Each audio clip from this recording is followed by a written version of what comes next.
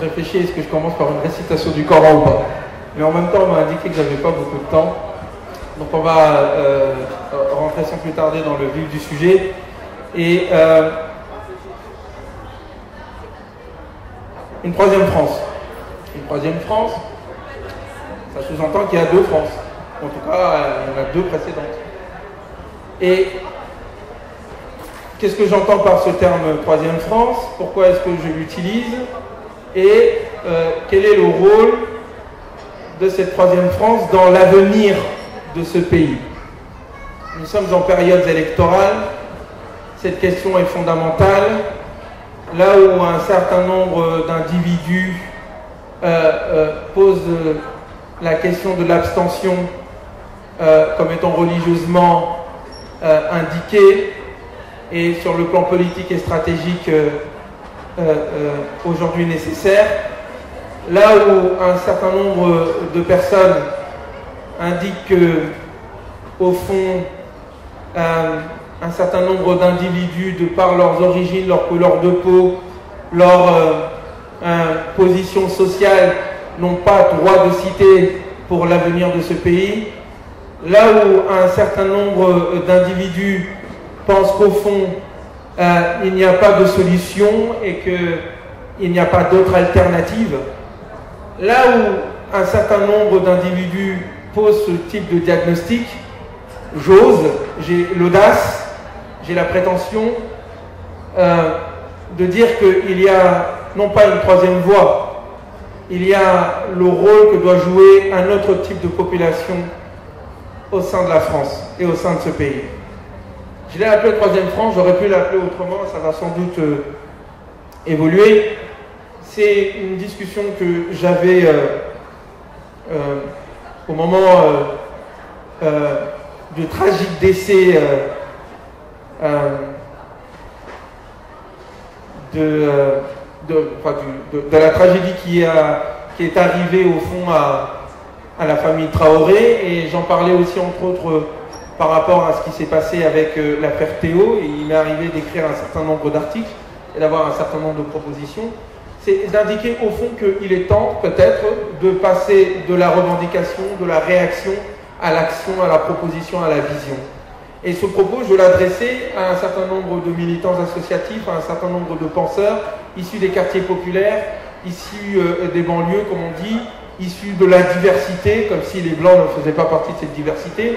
Bref, issus de ce groupe d'individus qu'on arrive à... On a du mal à appeler français, mais d'origine immigrés jusqu'à la 4e, 5e génération, on dit multiculturels et autres. Bref, ceux qui ne sont pas très blancs, d'une part, et ceux qui ne font pas partie des catégories supérieures, d'autre part, et au fond, ceux qui ont intérêt dans ce pays à ce que l'ordre des choses bouge et change.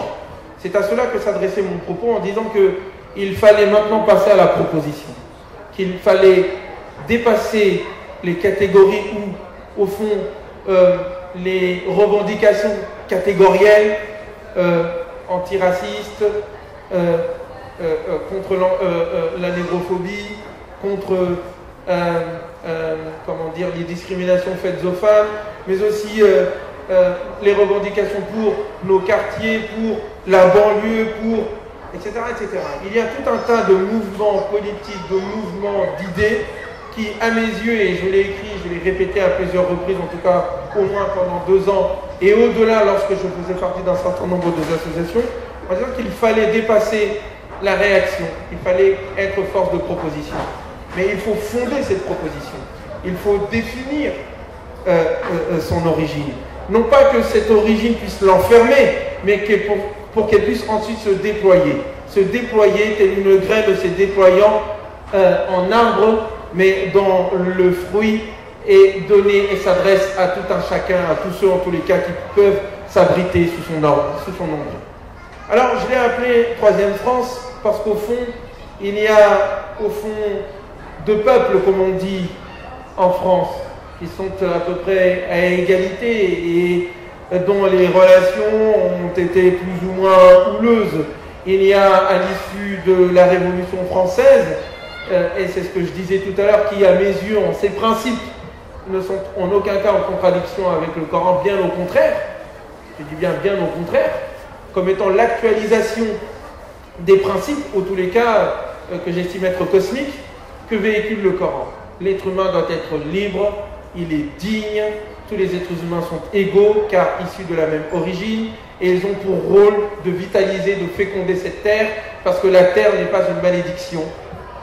La terre est un cadeau qui nous a été donné. Ça, c'est le message sans doute que tous les musulmans connaissent, même si dans les faits, nous ne l'appliquons pas vraiment. Mais au fond, c'est ce sur quoi aussi la modernité s'est fondée. Alors certes, pas sur les mêmes références, mais les mêmes objectifs sont présents. Et nous ne pouvons considérer l'actuelle mondialisation issue de la colonisation comme étant une déviation des principes de la modernité, comme nous ne pouvons considérer l'actuel état du monde musulman et de la communauté musulmane et des injustices qui s'y trouvent de part et d'autre comme étant une déviation par rapport aux principes de l'islam, principe que je nommerai révolutionnaire. Alors, à l'issue de cette révolution en France, il y a eu deux camps. Un camp pour l'ancien régime et un camp pour la révolution. Et traditionnellement, les uns et les autres se sont divisés au sein de l'Assemblée nationale de l'époque, à droite comme à gauche. Ceux qui étaient pour la mort du roi se sont mis à gauche, et ça a donné lieu à ce qu'on appelle aujourd'hui les politiques de gauche, les partis de gauche, dont nous avons un certain nombre de représentants aujourd'hui, même si d'autres ont trahi ces principes-là. Et d'autres personnes étaient plus du côté du maintien du roi et de lui sauver sa vie et se sont mis à droite. Et ce sont les ancêtres de tous ceux que nous connaissons aujourd'hui comme étant des gens de droite, avec des nuances bien sûr à travers le temps. Mais au fond, les uns de gauche sont plus pour l'idée de l'égalité, et ça va avoir ensuite l'égalité politique, ensuite l'égalité sociale et économique en conséquence.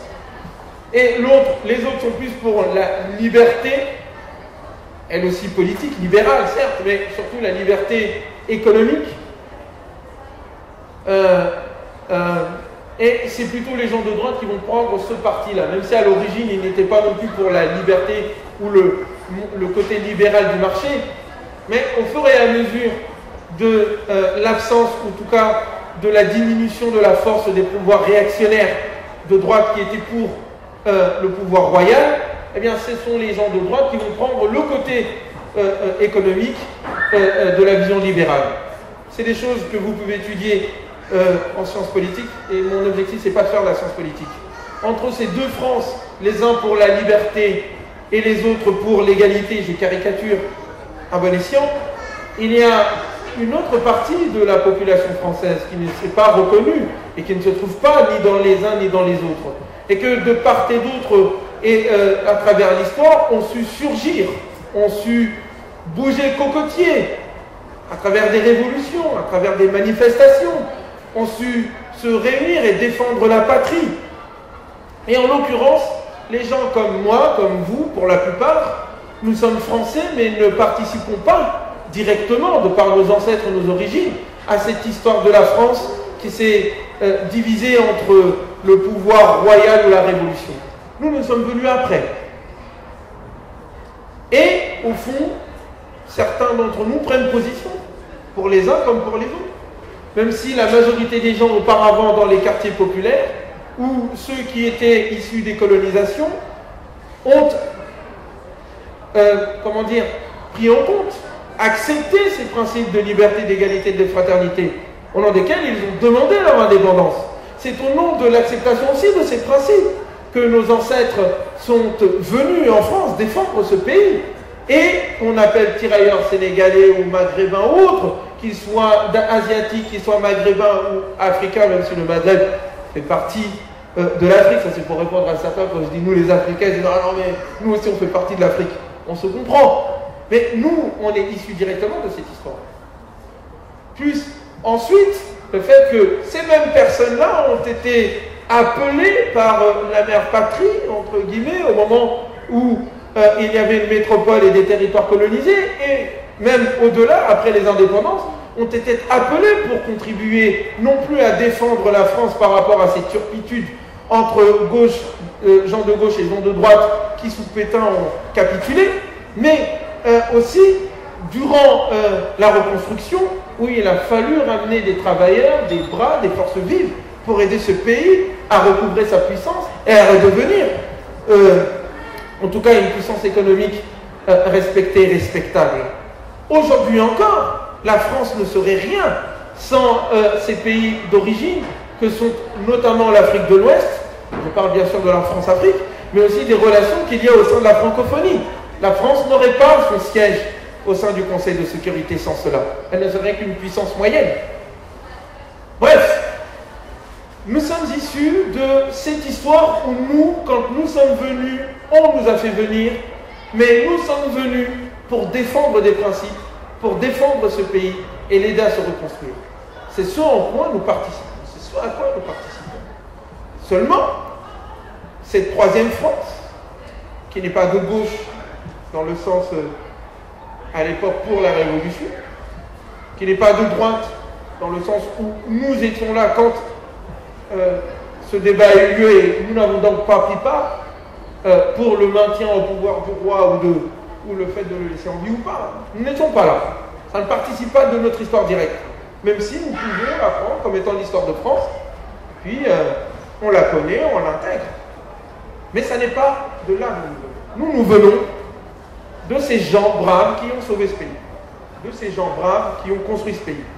La question maintenant, c'est à partir de cet état de fait, à partir de cette participation pleine et entière au devenir de ce pays, à partir du fait que nous n'avons aucune honte, et c'est ce que je disais, je répondais à un monsieur d'extrême droite, je disais, mais moi je sais où était mon grand-père. Et l'autre, il était où? Moi j'ai aucune honte. C'est nous qui avons sauvé ce pays. Sans nous, vous seriez en train de parler allemand. Donc on calme le jeu, on est à égalité ici. Maintenant, il faut réfléchir sur quelle est notre contribution. Et donc la question, elle est là. Aujourd'hui, cette France, cette histoire française particulière, qui rentre de plein pied dans le pays pour le sauver et le reconstruire, il nous faut penser un projet de société.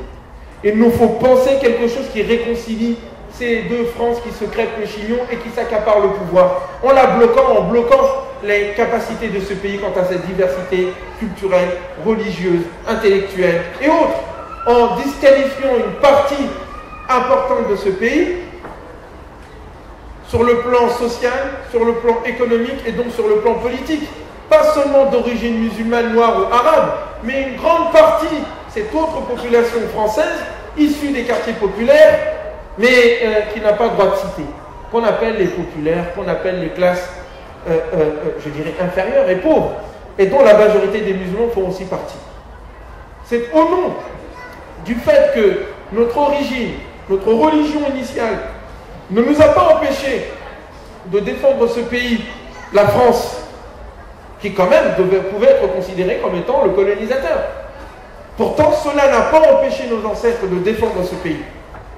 De même, cette histoire, ce contentieux historique, il y a belle lurette que les immigrés, en tout cas je parle pour mon père comme pour le vôtre ou comme ma mère, n'ont pas tenu rancœur ou rancune pour ce pays et sont venus le reconstruire.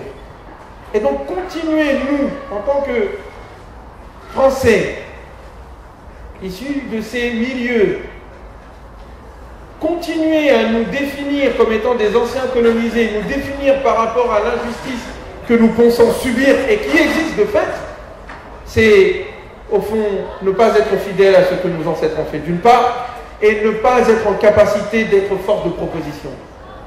L'esclave est de deux sortes. Celui qui obéit à son maître et celui qui réagit par rapport à son maître. La réaction est une forme de servitude. Or, cette troisième France, dans un pays qui est en train de se penser décliné, dans un pays qui veut peut-être, dans une Europe qui veut peut-être régler le problème de la crise, comme elle le fait habituellement par une guerre civile, en montant une population contre une autre, dans cette mondialisation qui a un avenir bloqué et qui empêche la plupart de nos jeunes, qui oblige la plupart de nos filles, la plupart de nos frères et sœurs à partir du pays ou, en tous les cas, à subir la domination, dans cette France-là, dans cette Europe-là, nous avons tout intérêt à penser à un nouveau projet de société. Mais ce projet de société ne peut se faire qu'à travers un nouveau souffle spirituel, une nouvelle vision, une vision cosmique, une autre vision ou notre réflexion autour des relations interhumaines, autour des relations entre les religions. De quelle manière faire en sorte que cette France multiculturelle de fait devienne multiculturelle en pensée, de telle sorte qu'elle puisse faire un travail de fécondation qui permet la renaissance de ce pays et sa continuité. C'est un projet politique qu'il faut poser. D'autant que ce pays, la France, n'a créé son unité qu'à travers l'acceptation de sa diversité. De tous les pays européens, c'est l'un des seuls pays dont la diversité ethnique et multiculturelle est avérée depuis le Moyen-Âge.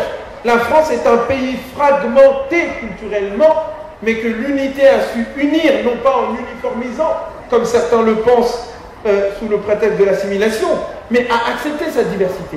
Le débat que vous avez avec un Ernest Renan, avec d'autres intellectuels allemands par rapport à l'Alsace-Lorraine, c'était de dire qu'on est français par choix et non par ethnie.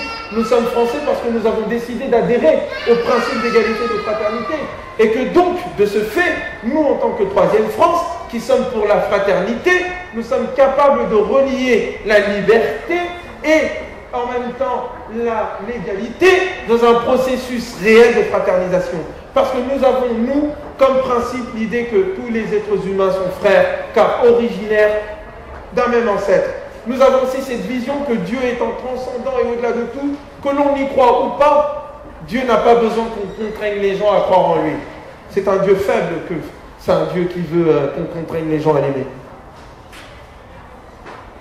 Donc la transcendance de Dieu dit la nécessité de la liberté des êtres humains et de la diversité culturelle. Je dis ça, j'insiste là-dessus, parce que dans la pensée musulmane actuelle, ça n'a pas l'air très clair cette affaire. Mais c'est au nom de ces principes-là que nous disons qu'il faut de la liberté. Oui, mais de la liberté pour l'humanité. Il faut le partage des richesses, l'égalité, oui, mais pour permettre au nom de la fraternité humaine. C'est cette conception du monde qui dit que les religions ne sont pas, et les cultures ne sont pas intrinsèquement différentes et qu'il faut que l'un domine l'autre. Nous avons la vision que les cultures sont faites pour qu'il y ait un ta'aruf, l'interdépendance, l'interéchange. Voilà ce que disent nos sources. Et donc nous, la fraternité humaine, ce n'est pas une chimère, c'est une réalité concrète que l'on doit vivre. Ne serait-ce qu'au sein de cette communauté où vous avez des Noirs, des Arabes, des Asiatiques et autres. De fait, même si dans la pensée et la religiosité actuelle musulmane et le discours musulman, cette diversité n'est pas mise en valeur et surtout n'est pas pensée comme étant une manière de pouvoir vivre ensemble. Donc, mon propos est là. Cette troisième France existe. Elle a intérêt à ce qu'il y ait, elle a le plus les capacités et le plus l'intérêt à ce qu'il y ait une interaction saine entre les différentes catégories de ce pays au nom d'un projet de société qui est fondé sur l'idée que l'humanité, l'être humain, quelle que soit son origine, quel que soit son sexe, quelle que soit sa position sociale, est digne et qu'au nom de cette dignité, il ne peut pas vivre dans la pauvreté et qu'au nom de cette dignité, il ne peut pas vivre dans l'ignorance et qu'au nom de cette dignité, chacun d'entre nous a le droit et le devoir d'être contributeur. Mais il faut penser à un projet de société qui permette l'épanouissement des êtres humains. C'est au nom de cette troisième France que nous considérons que la France est plus grande que ce que la gauche en dit, que la France est plus grande que ce que la droite en dit, et que la France, c'est quelque chose qui se construit. Oui, parce que notre histoire, c'est celle-ci. Nos parents ont choisi de venir ici. Nous n'avons pas subi la France. On n'est pas français parce qu'on est né français. On est français parce qu'on adhère au principe. De ce fait, cette conception que j'ai de la citoyenneté, je propose d'être la nôtre, et qu'il faut penser, il faut revoir la notion de citoyenneté. Le citoyen n'est pas celui qui est né français de sang français, puisqu'il n'y a pas d'ethnie française. Le citoyen français est celui qui adhère au principe français, d'une part, liberté, égalité, fraternité, et qui interagit au sein de sa société. Donc ça veut dire une vision universaliste. Et c'est exactement comme ça que les fondateurs des premières républiques ont pensé. C'est pour ça qu'ils faisaient des Italiens et d'autres personnes, des Espagnols et autres, des Français. Ils venaient en France, tu acceptes la liberté, l'égalité et la fraternité, tu es pour la Déclaration universelle des droits de l'homme, tu es français. C'est lors de la deuxième et de la troisième république qu'on a restreint le sens de la citoyenneté. Donc il faut que nous, au nom de notre origine, au nom de notre histoire, nous n'acceptions pas la citoyenneté telle qu'elle est définie. La citoyenneté doit être une adhésion et une action, et non pas une origine que l'on inscrit dans l'ADN des gens. Mais toujours cette troisième France, elle doit être capable, à un moment donné, de faire en sorte de penser une véritable politique de fécondation interculturelle. De quelle manière? Je vais peut-être en parler demain, autour de cette idée d'un projet nommé la France. Mais en tous les cas, si la France est un processus qui s'est construit dans l'histoire, et que l'unité française est une unité politique, c'est l'État qui l'a fait. Sans l'État, il n'y a pas de France. Donc si c'est un processus qui a été pensé, ça veut dire que ce processus doit continuer. Donc il faut continuer à penser ce travail d'unification, de fécondation interculturelle, de mobilisation des différentes parties de cette société autour de principes transcendants. Le problème de l'universalisme français, c'est qu'à un moment donné, elle s'est religionisée. Elle s'est pensée dans une religion qui doit effacer les cultures. Ce qui est faux. Ce n'est pas comme ça que la France s'est construite. C'est pas vrai. C'est une chimère. Et donc nous, en tant que personnes qui avons choisi d'être français, à travers en tout cas nos parents, on a la légitimité, le devoir, sinon c'est la fin pour tous, de penser de quelle manière est-ce que nous pouvons faire en sorte que les différentes sections, les différentes catégories de Français qui sont de fait existantes, les différentes communautés, de quelle manière nous pouvons fonder, nous pouvons travailler, nous pouvons trouver un lieu, une manière que les cultures s'entreconnaissent. Parce que les cultures sont des cultures humaines et que les diversités qu'il y a entre nos cultures n'empêchent pas leur unité fondamentale. Et donc il faut penser la manière dont on doit penser la politique multiculturelle de la France, ce qui aujourd'hui n'est pas posé. Et enfin, je vais terminer là-dessus car je rentre déjà dans le débat de demain. Les discriminations, et elles existent dans ce pays, sont en balle pour ce pays parce qu'elles empêchent ce pays de profiter de l'énergie d'une bonne part de sa population. Mais que lutter contre les discriminations ne peuvent se faire juste en disant on est contre les discriminations. Ça n'est pas possible. C'est la critique que j'adresse aux mouvements antiracistes. La limite des mouvements antiracistes, c'est qu'elles sont que antiracistes. Elles sont antiracistes, pas pour quelque chose. De telle sorte que si le racisme n'existait pas, elle n'existerait pas. Il n'existerait pas. Il faut penser une politique pro-humaine qui ne s'enferme pas dans les catégories que le racisme crée entre nous. Alors il y a des mouvements antiracistes arabes. Ils sont de leur côté. Il y a des mouvements antiracistes noirs. Ils sont de leur côté. Il y a des mouvements antiracisme musulman, islamophobie. Ils sont de leur côté. Et c'est ce que je disais notamment à Maroua Mohamed. Il était d'accord avec moi. Ça n'est pas suffisant. Dire il n'y a pas de Dieu, ça n'est pas suffisant. Il faut dire si ce n'est Dieu. Dire on est contre ceci, ça n'est pas suffisant. Il faut dire qu'on est pour cela et c'est pour ça qu'on est contre ça. Donc ça nécessite déjà d'avoir une vision de l'homme unitaire. Tous les êtres humains, même le racisme que tu détestes et qu'il déteste, c'est un être humain, c'est ton frère. Tu dois le sauver de lui-même. Donc penser une véritable politique de participation, d'autonomisation des gens. Il faut autonomiser la société. Et donc, cette autonomie ne peut se faire que par la profession du savoir, qui permet à chacun de se dépasser, de ne pas être dépendant de Foulen et leur Inlan, qu'ils soient imams ou présentateurs télé, ou politiques, ou gourous, mais en même temps, donner les possibilités de l'indépendance économique. On ne peut pas être autonome dans un océan de misère. C'est faux, c'est pas vrai. Et ceux qui veulent dire que nous sommes pauvres, en tout cas moi je le suis, pas spirituellement, mais économiquement ça viendra, je serai milliardaire Inch'Allah, qui sait. Mais la pauvreté est un fait social maintenu. C'est la raison pour laquelle tous ceux qui sont des hommes et des femmes et des hommes de conscience ou de foi ne peuvent accepter l'ordre des choses. Et donc on doit penser des politiques d'autonomisation économique à côté de l'autonomisation intellectuelle. Et enfin, penser les différentes manières de participer sur le plan démocratique et politique au devenir de ce pays. Avant de penser à l'Assemblée nationale, il faut déjà que cela se passe dans nos associations, dans nos mosquées, dans nos églises, dans nos synagogues, dans nos écoles, dans nos familles. penser de quelle manière est-ce que tout un chacun, parce qu'il est unique en soi, et que si sa voix manque, eh bien elle manque à l'ensemble de la communauté, faire en sorte que tout le monde puisse contribuer par ses idées. Donc encourager la créativité, encourager la participation. Mais cela veut dire aussi sur le plan politique, radicaliser la démocratie. Nous ne sommes pas en démocratie. On n'est pas en démocratie. C'est pas vrai quand une minorité décide, pendant 5 ans, on donne juste notre bulletin de vote. Je reviendrai sur est-ce qu'on doit voter ou pas tout à l'heure.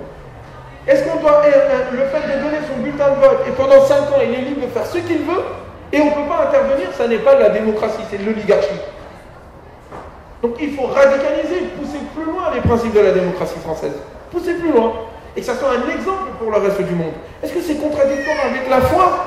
Je disais ça tout à l'heure, et j'en ferai un article prochainement ou une vidéo. En réalité, les religions comme les révolutions, les religions sont des révolutions. Comme on a catégorisé la révolution dans un domaine et la religion dans un autre, on n'arrive pas à comprendre. Il n'y a pas de révolution sans transcendance, sans vision. Et la religion proprement parlée, c'est ce qu'il dit aux pauvres, à tous les hommes, vous êtes plus que ce qu'on veut que vous soyez. Et donc on vous donne une vision de vous-même, positive. Mais cette idée-là, de dire que si tous les êtres humains sont frères et égaux au nom de Dieu, ils ont le droit d'être des califes de Dieu sur terre en tant qu'humains, mais c'est profondément démocratique ça. Il n'y a pas de peuple élu. Il n'y a pas de classe supérieure. Il n'y a pas d'individu saint qui commande au reste de l'humanité. Nous sommes responsables. Et c'est parce que nous sommes tous responsables et riches en soi que nous avons donc le droit de participer. François Hollande n'a pas plus de qualité que moi humainement. Il n'est président que parce que nous l'avons décidé. Et si jamais il va à l'encontre de notre choix, on le descend. On le descend politiquement. Je crois qu'il m'appelle à des choses bizarres. Mais est-ce que vous comprenez? Ça, cette façon de voir, il s'agit de radicaliser la démocratie, de faire en sorte que nous puissions participer de façon pleine et entière. Cette troisième France a les possibilités et le devoir de le penser. Non seulement à cause de nos origines, parce que nous, on a lutté contre la colonisation, qui est antidémocratique et anti-modernité et anti-islamique, mais parce que nous subissons les dictatures aussi dans nos pays, que ces pays d'origine, que nos pays en France soutiennent d'ailleurs par ailleurs, en contradiction avec les principes de l'islam et les principes de la modernité. Nous sommes à cheval entre deux civilisations qui ont besoin que nous soyons des acteurs afin de réformer les deux, pour que les deux, au lieu de continuer à exister autour d'un clash des civilisations qui est entretenu, deviennent en notre nom, grâce à notre histoire, un projet de société qui puisse convaincre cette mondialisation inhumaine de devenir humaine. Voilà en tout cas ce que j'entends par troisième France. La tâche est grande, elle est longue, c'est un concept qu'il faut créer et auquel je demande à ce que chacun d'entre nous puisse participer pour lui donner une réalité intellectuelle, spirituelle, sociale et enfin politique pour les 30, 20, 50 années à venir. Ce n'est pas pour les prochaines élections, c'est pour la prochaine génération. Je vous remercie.